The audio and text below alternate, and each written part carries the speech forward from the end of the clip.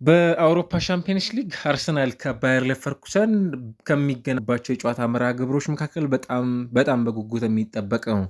ምክንያቱም አርሰናል በአውሮፓ ሻምፒየንስ ሊግ በተመለከትነው የ2025/26 የውድድር ዓመት ጭራሽ አንድም ጨዋታ ሳይሸነፍ ሽንፈት ሲያስተናግድ ወደዚህ መድረክ የመጣ ቡድን ነው እና ደግሞ በቅርብ መርሃ ግብሮች ባየር ሌቨርኩሰንን ወደኋላ መለስ ስንል 24 ነበር ለመጨረሻ ጊዜ ከሁለት ዓመት በፊት ነሐሴ 7 ጨዋታቸውን ያከናወኑት እና የዛኔም አርሰናል 4-1 በሆነ ውጤት ነበር በወዳጅነት ጨዋታ ያሸነፈው። በአውሮፓ ሻምፒዮንስ ሊግም እንዲሁ በ2002 አሊያም ወደ 22 ዓመታት ወደኋላ መለስ ስንል በደርሶ መልስ ጨዋታ አርሰናል 4-1 እና አንድ እኩል በሆነ ውጤት ነበር መርሃ ግብሩን ያጠናቅቀው። ይሄኛው ጨዋታ ደግሞ በብዙ መርሃ ግብር የሚጠበቅ መሆኑንም ጭምር የምናይበት የጨዋታ ሂደት እንደሚሆን ከሚጠበቁት መካከል አንዱ በአውሮፓ 5 ታላላቅ ሊጎች ከሚገኙ ክለቦች ውስጥ ጥሩ የሚባል ሊግ ካነሳን ልናነሳቸው ከሚገቡ የጀርመን ቡንደስሊጋ ክለቦች መካከል አንዱ ምናልባትም ከ2004/5 በኋላ ደግሞ ከሊቨርፑል ጋር ካደረገው የጨዋታ መርሃ ግብር በኋላ በአርሰናል ቤት ውስጥ ከ2001/2 ቅድም ካነሳ ነው የጨዋታ ስታቲስቲክስ በኋላ ለመጀመሪያ ጊዜ የሚያገኘው ጨዋታ እንደሆነም ጭምር እናነሳለን። የዛኔ አርሰናል እንኳን ሃይቡሪ ላይ የነበረ ቡድን ነው። አሁን እንግዲህ ከሃይቡሪ ከመጣ በኋላ ፍጹም ሌላ አይነት መልክ የያዘ በአውሮፓ በአጠቃላይ ለሊጉ በጣም ፌቨራይት የሆነ ለአውሮፓ ሻምፒዮንስ ሊግም ጭምር ፌቨራይት የሆነ ቡድን መሆኑን እያስተዋልን እንገኛለን። በአውሮፓ አምስቱም ታላላቅ ሊጎች በጥሎ ማለፉ በቅርብ ዓመታት ከጀርመን ክለቦች ጋር ካደረጋቸው ጨዋታዎች በአብዛኛው የማሸነፍ ስኬት ያለውም ጭምር ቡድን ደግሞ ያደርገዋል። ነገር ግን ከጀርመን ክለቦች ጋር ያሉት ቁጥሮች ደግሞ አንዳንዶቹ ጥሩ እንዳልሆኑ ይታወቃል። ታስታውሳላችሁ ከባየር ሌቨርኩሰን ጋር 2004/5 2012/13 2013/14 2016/17 እና 2023/24 እስከ በሩብ ፍጻሜና እንዲሁ ደግሞ በ16 የጥሎ ማለፍ መርሃ ግብሮች በተደጋጋሚ ከባየርን ጋር የተገናኘ ቡድንም ጭምር መሆኑን እናስታውሳለን። አሁን በመጠኑም ቢሆን ከዛ ቡድንም ጭምር የተለየ እና ደግሞ ዘንድሮም በአውሮፓ መድረክ ራሱ ባየርን አሸንፎታል። ሌላው የሊጉን ምርጡን ቡድን ሊባል የሚችል አሁንም የጣሊያን ሴሪ መሪ የሆነውን ኢንተር ሚላን አሸንፏል። የእንግሊዝ ፕሪሚየር ሊግን በተመሳሳይ በእንዲህ አይነት መልኩ የ7 ነጥቦች ልዩነትንም ጭምር ይዞ እየቀጠለ እንደሚገኝ እንደ አንድ ቡድን ስትመለከቱ በአውሮፓ ሻምፒዮንስ ሊግን በጣም በሚያስገርም መልኩ ጨዋታዎችን የማሸነፍ ስኬቱ አርሰናል 62% ነው ዘንድሮ እና 38% ያቻ ውጤት አለው። 100% ነው ግስጋሴው እየተመለከተን እንደምንገኘው ሁሉ እና ያስቆጠራቸውም ጎሎች ጭምር ከኤክስጂዎቹ አንጻር ከተመለከትናቸው በ8 ይልቃሉ። በአንጻራዊነት 1.4 ጎል መሆኑ የነበረባቸውን የግብ ዕድሎች ብቻ የተፈጠረበት ቡድን መሆኑንም ጭምር ደግሞ እናያለን። ከዚህ አንጻር ከተመለከትነው አርሰናል ስቲል ፌቨራይት ቡድን መሆኑንም ጭምር የተመለከትናቸው ከሚገኙ ክለቦች መካከል አንዱ ነው።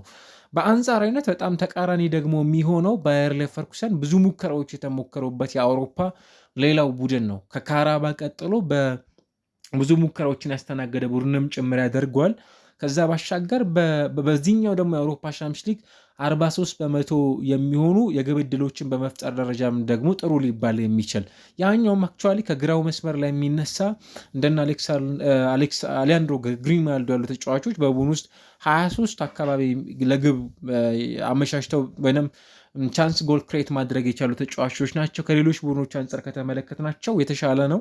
ሌላኛውም የቡድን አጋራቸው ኢብራሂም ማዛ በዚህ ደረጃ ላይ የሚነሳ ተጫዋች መሆኑንም ጭምር የምናየው ነው። በአርሰናል በኩል ቪክተር ዮኬሬዥ ይጠበቃል። ለዚህ ምክንያት የሚሆነው ባለፉት 14 የአውሮፓ ሻምፒዮንስ ሊግ መርሃ ግብሮች 10 ጎሎችን አስቆጥሯል እና ያንን ሲያደርግ ባለፉት 4 የመጨረሻ የጨዋታ መርሃ ግብሮቹ ደግሞ ያሉት ቁጥሮች በጣም አስደናቂ መሆናቸውን ተመልክተናል። ቪኒሺየስ ጁኒየር 6፣ ራፊኒሃ እና ላሚን ያማል ደግሞ በተመሳሳይ 5 ግብ የሚሆኑ ኳሶችን ለማስቆጠር የቻሉ ተጫዋቾች ናቸው።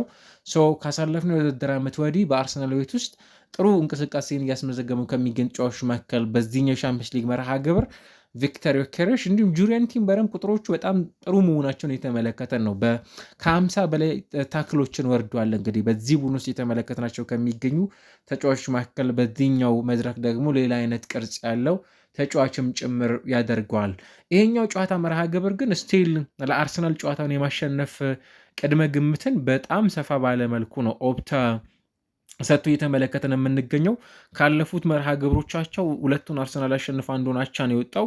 3 ጊዜ ብቻ እርስ በርስ የመገናኘትን አጋጣሚ ያላቸው ቡድኖች መሆናቸውንም ጭምር ደግሞ ስንመለከት አርሰናል በአውሮፓ ቻምፒዮንስ ሊግ 24 ነጥቦችን ሰብስቦ ነበር። በኦልሞስት በግማሽ ይበልጣል ከባየር ሌቨርኩሰን። አንደኛ ሆኖ ነው ያለፈው አርሰናል 16ኛ ሆኖ ነው ያለፈው በባየር ሌቨርኩሰን በኩል ስንመለከተው። በአንጻራዊነት ደግሞ ለአርሰናል በጣም አስፈላጊ የሆነ የጨዋታ መርሃ ግብር ደግሞ መሆኑን መዘንጋት ያለብን አይመስለኝም። ምክንያቶች ቀደም ሲል እንዳነሳናቸው ሁሉ አርሰናል የአውሮፓ ቻምፒዮንስ ሊግ አንዱ ከሚተቸባቸው ጉዳዮች ውስጥ ለፍጻሜ ከመድረስ ባለፈ በአውሮፓ መድረክ በዩሮፓ ሊግም ሆነ በአውሮፓ ሻምፒየንስ ሊግ ዋንጫ ማሳካት ያልቻለባቸው የውድድር ዓመታት በርከት ያሉ መሆናቸውን በተደጋጋሚ የተመለከተን ይመስላል። ለዛ ቅድም ያነሳ ነው ባርሴሎና ደግሞ በጣም ትልቅ እንቅፋት የነበረው ቡድን እንደሆኑ ይታወቃል፣ ዋንጫውን ማሳካት እንዳይችሉ። ነገር ግን አሁን ይሄ ለሁሉም ዋንጫዎች ሬዲሜድ የሆነ ቡድን መሆኑን ከተመለከትንባቸው አጋጣሚዎች ውስጥ በትልቁ የሚነሳ ቡድን እያስመለከቱን እንደሚገኙም ጭምር በሚካኤል አርቴታ በኩል እያስተዋለን ነው። እንደተለመደ ሁሉ በአርሰናል በኩል ምናልባት ለዚህ ጨዋታ ምንም እንኳን ጥርጣሬዎች መኖር ቢችሉም ጋብርኤል ማጋሌዥ እና ሞስኬራ ሴንተር ባኩን የሚመሩበት እድል በጣም ሰፊ ነው በአርሰናል በኩል እና ቅድም ያነሳነው ጁሪያን ቲምበር ይቀጥላል። ሂንካፔ ከአዲስ ኮንትራት መፈረም በኋላ በአርሰናል ቤት ውስጥ የምናየው ተጫዋች ነው። በቅርቡ ደግሞ ዣቪ አሎንሶ አንድ መረጃ ይፋ አድርጓል አይደለ? ለባርሴሎና ፕሬዚደንት ማርቲን ዙቤሜንዲን በተለይም በክለባቸው ውስጥ የክለቡ ወሳኝ የሚባለውን ተጫዋች ከክለባቸው በለቀቀበት ወቅት ላይ ይህንን ተጫዋች ለመተካት እንዲያስፈረሙ ጥያቄ አቅርበውላት፣ ነገር ግን በባርሴሎና በኩል ጥያቄያቸው ውድቅ መደረጉንም ጭምር የተመለከትንበትን አጋጣሚ እናስታውሳለን። ማርቲን ዙቤሜንዲ የዴክላን ራይስ አጣማሪ ሆኖ የሚጀምርበት ጨዋታ ይሆናል ማለት ነው። ሜይ ቢ አዲስ ነገር የመመልከት እድል የሚኖረን ከሆነ እንዳለፉት ቀናቶች ሁሉ በአርሰናል በኩል የ10 ቁጥርን ሚና ማን ተረክቦ ሊጫወት ይችላል? እንደተመለከትነው ኤዜ አሊያስ ደግሞ በቡኑስ ከሀቨርትዝ ከጉዳቱ መልስ በዛ ጨዋታ ላይ ሊጀምር ይችላል። አሊያስ ደግሞ እንደተመለከትነው ሁሉ ወይንም ኤክስፔክት እንደምናደርገው ሁሉ ቡካዮ ሳካን በ10 ቁጥር ቦታ ላይ ላይጫወቱ የሚችሉበት አማራጭ ሊኖር ይችላል።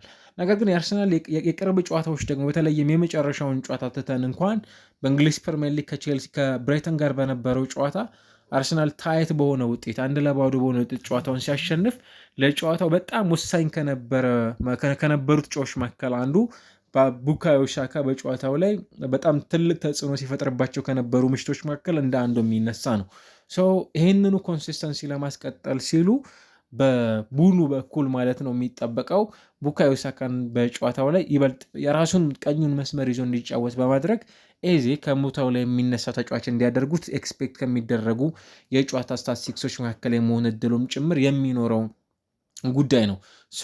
አርሰናል በጣም ከሚጠበቅባቸው ምሽቶች መካከል አንዱ ሲዝን ዲፋይን ከሚያደርጉ የጨዋታ መርሃ ግብሮች መካከል እንደ አንዱ የሚነሳበት እድል በጣም ሰፊ ነው። ለምን? ቅድም ባነሳ ነው የቡኑ ቆይታ ማለት ነው። የአውሮፓ ቻምፒየንስ ሊግ መርሃ ግብር በጣም አስፈላጊ ነው። ካለፉት 2 ጨዋታ መርሃ ግብር መውጣት በኋላ በተለይም አሁን አርሰናል አሰልጣኝ ሚኬል አርቴታ ይፋ እንዳደረጉት ሁሉ ዊሊያም ሳሊባ ለጨዋታው ዝግጁ ነው። ምናልባት የማች ፊትነስ ጥያቄ የሚነሳበት አይደለም፣ ነገር ግን በጨዋታው ላይ የመጀመር እድል እንዳለው በደንብ ማንሳት የምንችለው ነው። ነገር ግን አሁን ይፋ እንደተደረገው ከሆነ ማለት ነው የረቡ ጨዋታ ወይም ይሄኛው የቻምፒየንስ ሊግ መርሃ ግብር የሚያመልጠው ተጫዋች መሆኑም ጭምር የተመለከት ነው። ከዛ ባለፈ ማርቲን ሜሪኖ እንዲሁ ጉዳት ናቸው። ኦዴጋርድ በተመሳሳይ ዋይት፣ ትሮሳርድ፣ ካላፊዮሪ በጣም በጥርጣሬ ውስጥ የሚገኙ ተጫዋቾች ናቸው። በጨዋታው ላይ የመጀመር እድል አይኖራቸውም። የባየር አሬና ሌቨርኩሰን የጨዋታ መርሃ ግብር ግን በጣም ከሚጠበቁትና በጉጉት የአርሰናል ደጋፊዎችም ሆነ የእንግሊዝ ሚዲያዎችም አክቹዋሊ የሚጠብቁት ነው። ምክንያት ቅድም ባነሳናቸው አርሰናል ከቻምፒየንስ ሊግ ጋር ተያይዞ ያሉት ጉዳዮችን መቅረፍ ከሚችልባቸው የውድድር ዓመታቶች መካከል ወሳኙ ስለሆነ ዳቪድ ራያ፣ ዴክላን ራይስ፣ ማርቲን ዙቤሜንዲ እና ጋብርኤል በተመሳሳይ ግን በጨዋታዎች ላይ ለጨዋታው ዝግጁ መሆናቸውም ጭምር ነው የተሰማው። ሜቢ ግን ዊሊያም ሳሊባ ስቲል ለጨዋታው የማች ፊትነስ ጥያቄ የሚነሳበት ተጫዋች እንደመሆኑ መጠን የማየት እድል ያለን አይመስልም በአርሰናል በኩል ማለት ነው። አብዛኞቹ ተጫዋቾች ግን ለጨዋታው ዝግጁ መሆናቸውም ጭምር ነው እየተመለከተን የምንገኘው። በጣም ተጠባቂ ከሚባሉ የጨዋታ መርሃ ግብሮች መካከል አንዱን በአውሮፓ ሻምፒዮንስ ሊግ የአውሮፓ ምርጡ የሚባለው ቡድን በዚህ ሰዓት ላይ ከባየር ሌቨርኩሰን ጋር አርሰናል የሚያከናውንበት ምሽት የሚጠበቅ ነው። ይህንን ጨዋታ ካሸነፈ የመልስ ጨዋታ አክቹዋሊ ያደርጋል ቡድኑ። የመልሱን ጨዋታም ጭምር የሚጠበቅ ነው። በ90 ደቂቃ ውስጥ የሚጠናቀቅ ጨዋታ ሳይሆን የ180 ደቂቃ ቆይታዎችም ጭምር የቡድኖችን ወቅታዊ ፐርፎርማንስን በተመለከተ ዲፋይን ያደርጋሉ። ለዛ ደግሞ የመጀመሪያዎቹ ጨዋታዎች የሚኖራቸው ትርጉም እጅግ በጣም ላቅ ያሉ መሆናቸውም ጭምር እየተመለከትን እንገኛለን እና አሁን ቀጣይ የሚኬል አርቴታስ ቆይታ በአርሰናል ቤት ውስጥ በዚህኛው የሻምፒዮንስ ሊግ መርሃ ግብር ደግሞ ሌላ ምን ያስመለክቱናል የሚለው ጉዳይ ከሚጠበቁት መካከልም ጭምር የማየት እድልን የሚሰጠን የጨዋታ ሂደት ነው የሚሆነው። አርሰናል ምን አይነት ውጤት ያስመዘግባል? ግምቶቻቸውን ማስቀመጥ ይቻላል።